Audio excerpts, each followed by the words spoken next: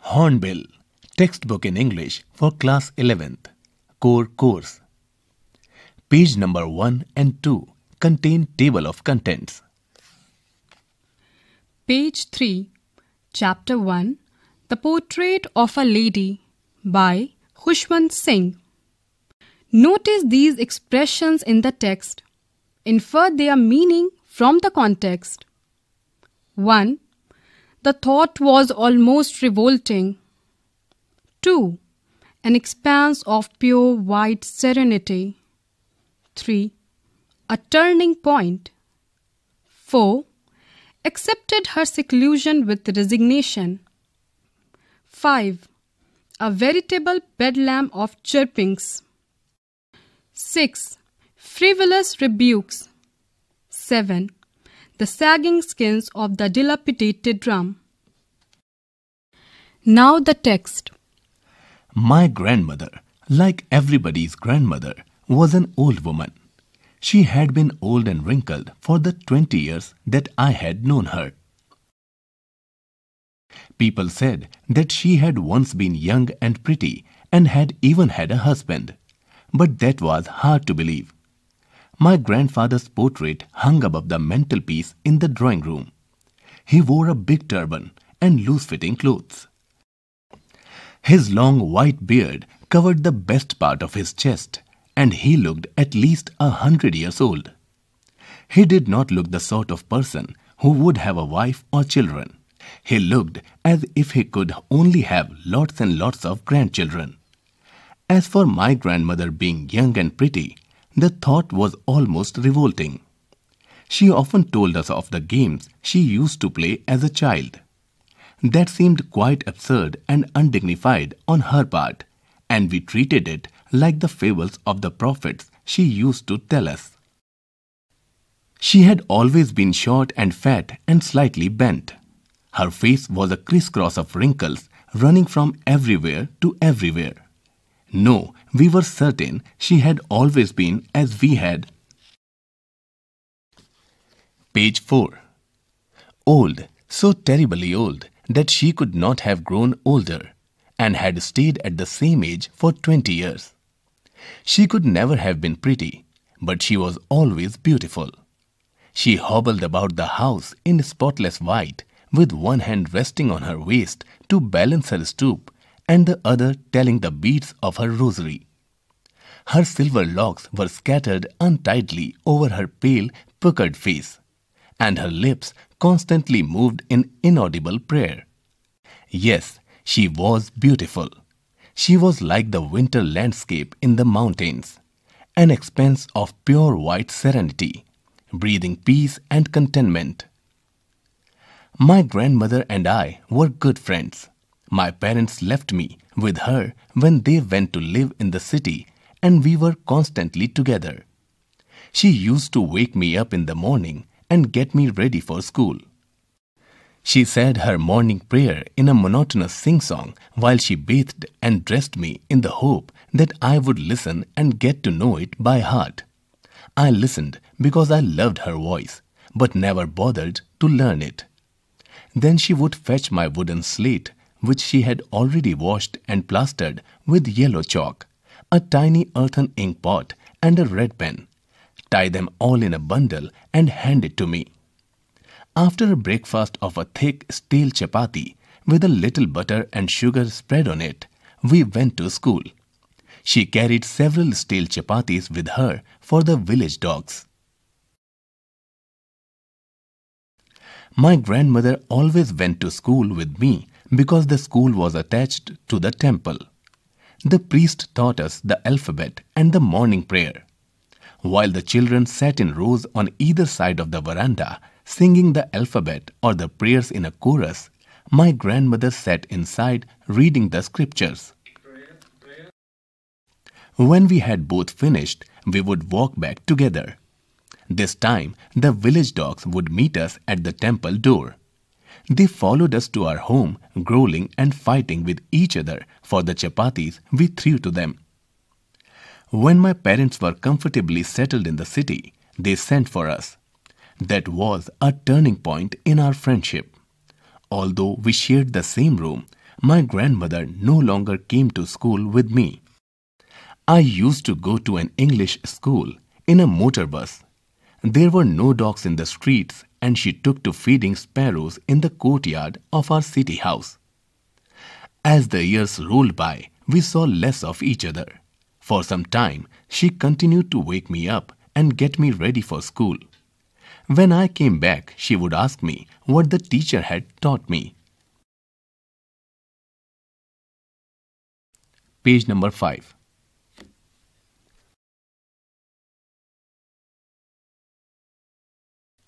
I would tell her English words and little things of Western science and learning. The law of gravity, Archimedes' principle, the world being round, etc. This made her unhappy. She could not help me with my lessons. She did not believe in the things they taught at the English school and was distressed that there was no teaching about God and the scriptures. One day I announced that we were being given music lessons. She was very disturbed. To her, music had lewd associations. It was the monopoly of harlots and beggars and not meant for gentlefolk. She said nothing but her silence meant disapproval. She rarely talked to me after that. When I went up to university, I was given a room of my own. The common link of friendship was snapped. My grandmother accepted her seclusion with resignation. She rarely left her spinning wheel to talk to anyone. From sunrise to sunset, she sat by her wheel, spinning and reciting prayers.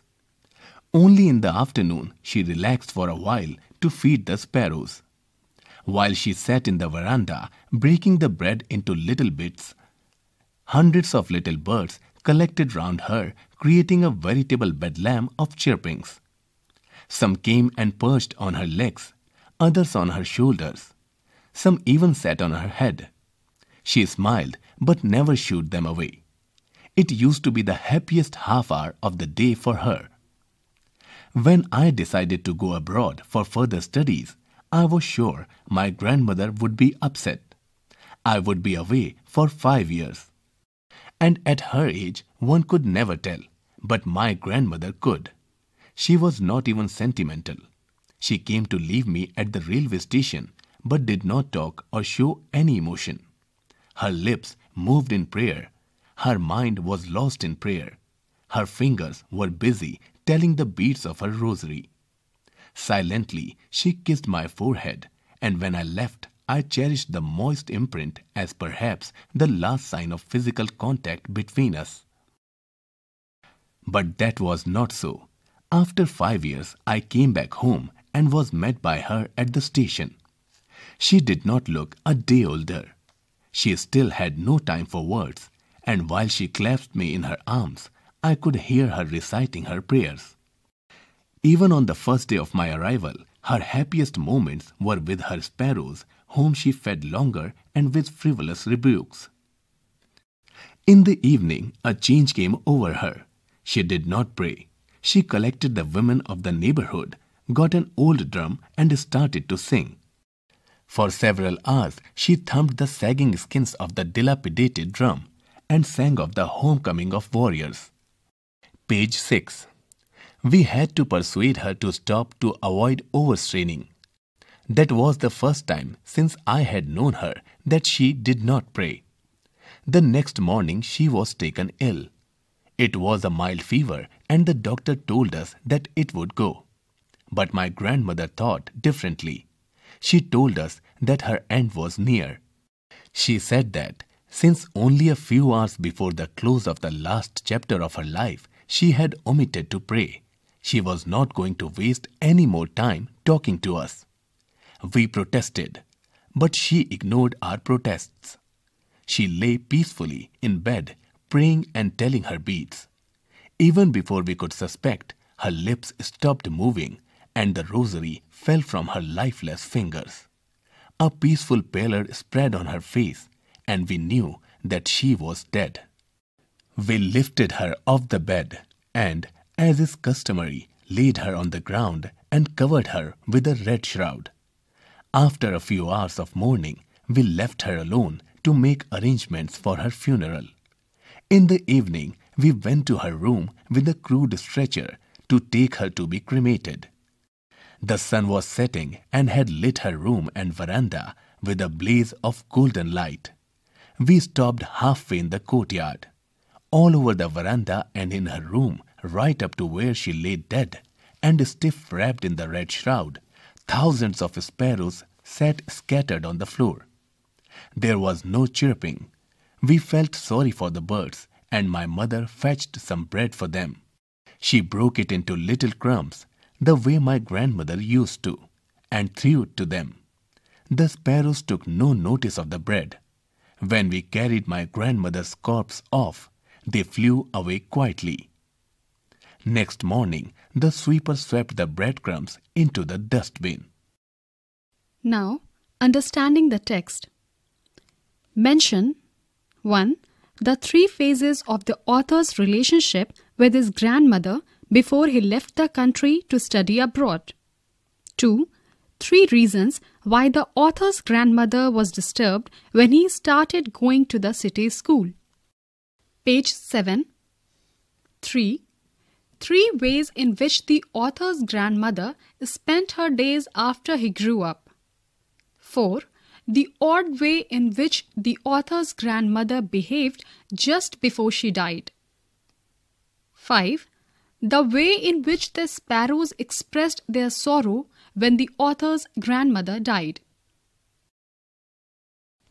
Talking about the text. Talk to your partner about the following. 1. The author's grandmother was a religious person. What are the different ways in which we come to know this? 2. Describe the changing relationship between the author and his grandmother. Did their feelings for each other change? 3. Would you agree that the author's grandmother was a person strong in character? If yes, give instances that show this. 4. Have you known someone like the author's grandmother? Do you feel the same sense of loss with regard to someone whom you have loved and lost?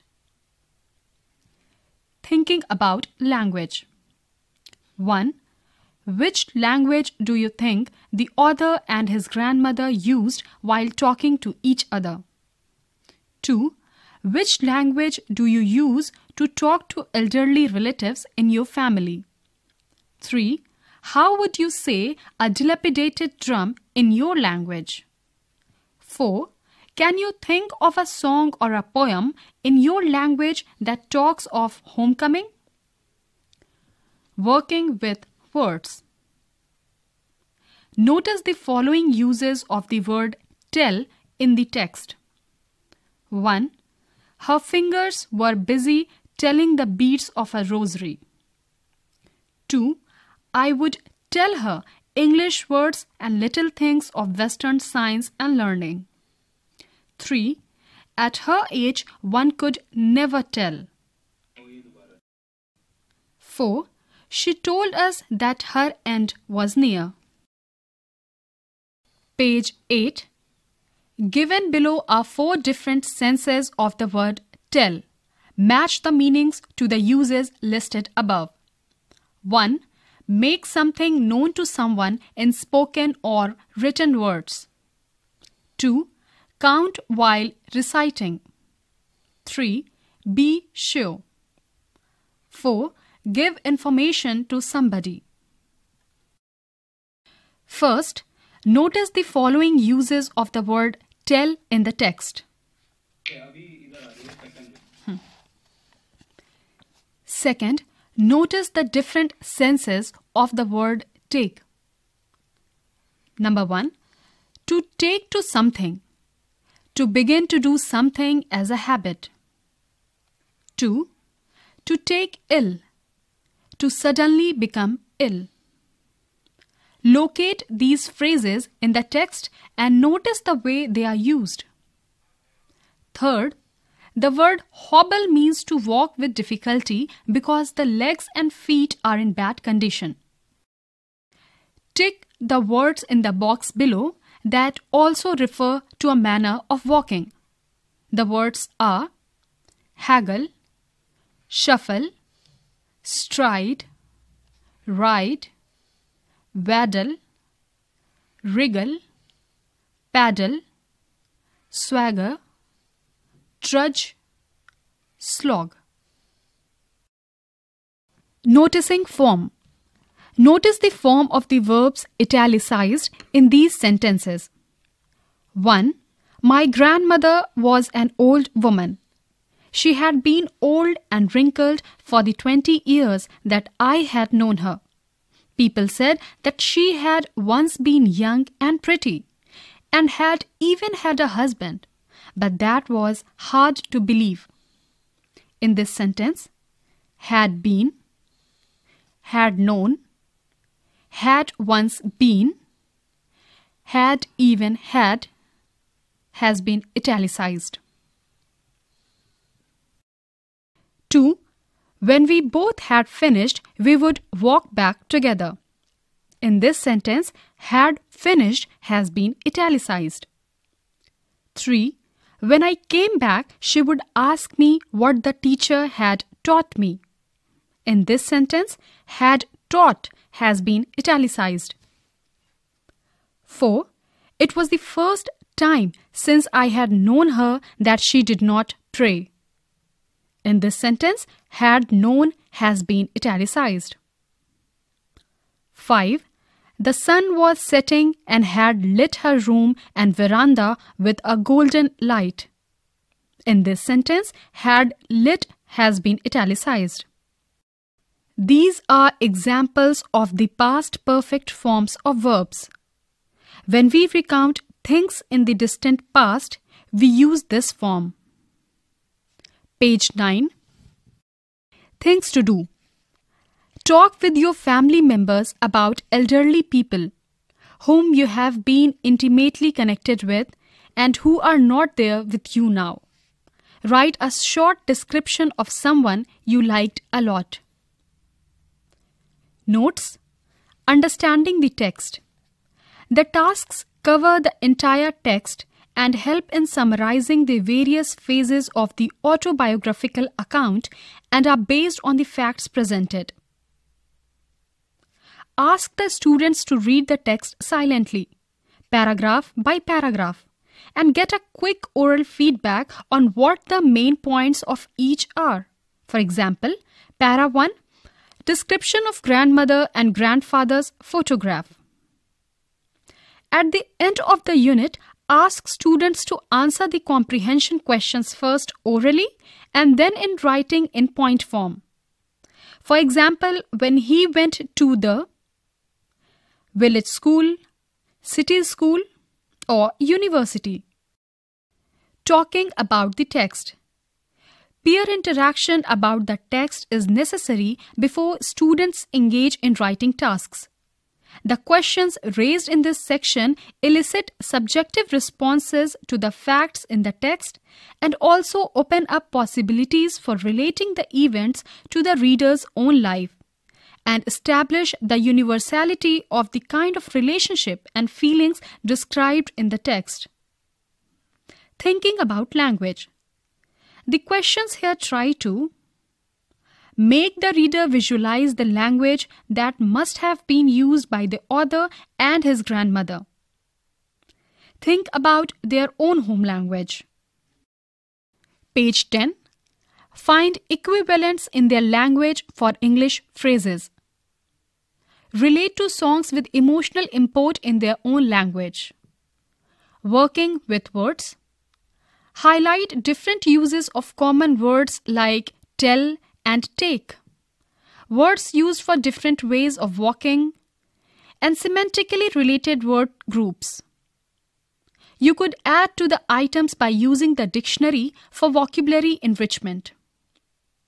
Noticing form. Make students notice the use of the past perfect form of the verb that frequently appear in the text to recount the remote past. You could practice the form with other examples. Things to do. Relating the topic of the text to the reader's real-life experience. writing about a person who one holds dear. You were just listening to this chapter. It was presented by CIET NCERT, New Delhi, India.